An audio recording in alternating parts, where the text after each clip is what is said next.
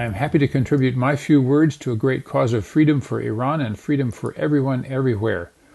In 1776, July 4th, a small group of Americans representing the 13 British colonies declared independence from Great Britain with a long document explaining why we did it.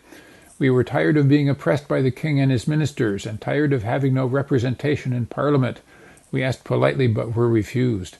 Now at that time the average citizen in Britain or anywhere else was extremely poor and had almost no rights whatever.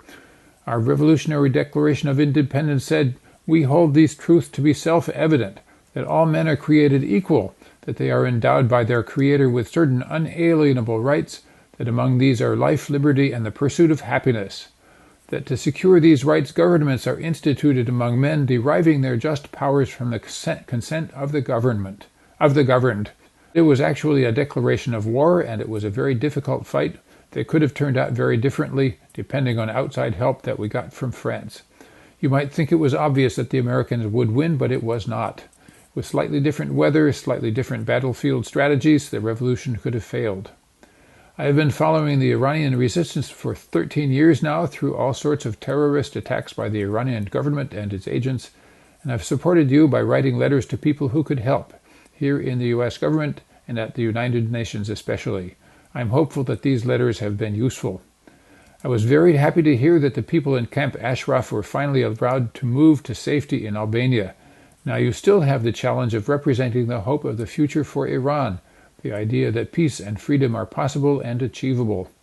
You know all too well what that will require. But the Americans in 1776 who signed the Declaration of Independence pledged, quote, their lives, their fortunes, and their sacred honor to the cause of freedom.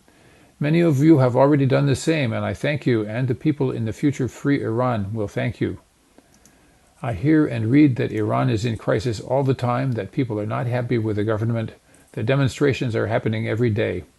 The current Iranian government does not have the consent of the government, and it is not right for it to stay. I do not know what path you may find to success, but it is essential to try. I have read the 10-point plan for the future of Iran introduced by Mrs. Rajavi. It is such a good plan that all nations could learn from it. It has worldwide support. It is essential. A secular, democratic, nuclear-free Iran could live in peace with its neighbors. It could end a century of suffering. As you know, I am the head scientist for the James Webb Space Telescope, an extraordinary scientific and engineering success. It was only possible because the people in Europe, Canada, and the U.S. supported it through their democratically elected governments, and it required 20,000 people working together with a common vision of success. We, the members of this worldwide team, put our trust in managers and leaders who made this cooperation possible. We have proved that working together we can accomplish incredible things.